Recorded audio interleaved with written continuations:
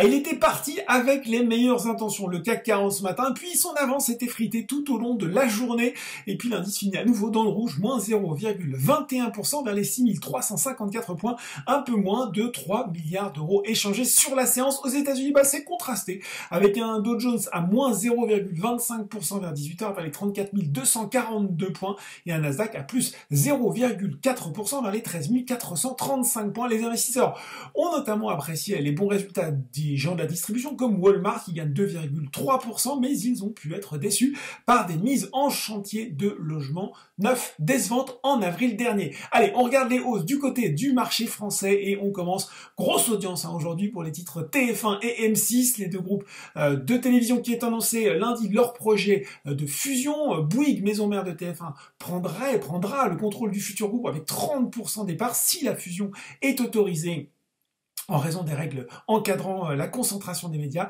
Complexe, l'opération ne devra donc pas aboutir avant la fin 2022. C'est le patron emblématique de M6, Nicolas de Taverneau, qui deviendrait PDG de la nouvelle entité, l'actuel PDG de TF1, Gilles Pélisson, devenant lui directeur général adjoint de Bouygues en charge des médias. Voilà, derrière les deux groupes, Ubisoft signe également une belle partie, bien orienté également Score, alors que le conseil d'administration du réassureur a bien choisi Laurent Rousseau pour succéder à Denis Kessler au poste de directeur général à l'issue de l'Assemblée générale du 30 juin prochain. Et puis sur le CAC 40, Engie avait de l'énergie à revendre aujourd'hui à l'occasion de ces trimestriels. Le groupe a notamment dévoilé des objectifs 2023, objectifs appréciés, tout en mettant l'accent sur l'accélération de son développement dans les énergies renouvelables. Donc à cet horizon, Engie vise notamment un résultat net récurrent part du groupe compris entre 2,7 et 2,9 milliards d'euros pour un résultat opérationnel courant compris entre 5,7 et 6,1 milliards. Enfin, Vivendi connaissait également la musique aujourd'hui sur le CAC 40 après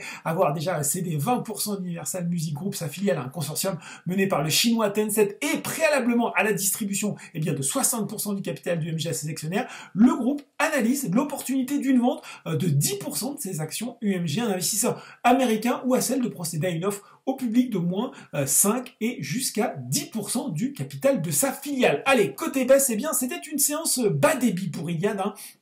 La maison mère de Free a pourtant enregistré un chiffre d'affaires en hausse de 33,6% à 1,8 milliard d'euros au premier trimestre. Oui, mais voilà, les investisseurs ont grincé des dents quand ils ont vu que l'opérateur a suspendu son objectif 2021 de cash flow opérationnel en France parce qu'il souhaite accélérer son plan d'investissement dans la 5G. De même, Iliad est resté prudent pour la suite de l'exercice, estimant que l'épidémie de coronavirus pourrait impacter ces objectifs pour 2021 et au-delà en raison notamment de la pénurie de certains composants électroniques et du ralentissement du déploiement de ces réseaux fixes et mobiles. Derrière, on retrouve sur l'SBF 120 Orpea et SEB et puis sur le CAC 40, c'est Orange qui était le plus rouge. Voilà, c'est tout pour ce soir. N'oubliez pas tout le reste de l'actu éco et finance et sur Boursorama.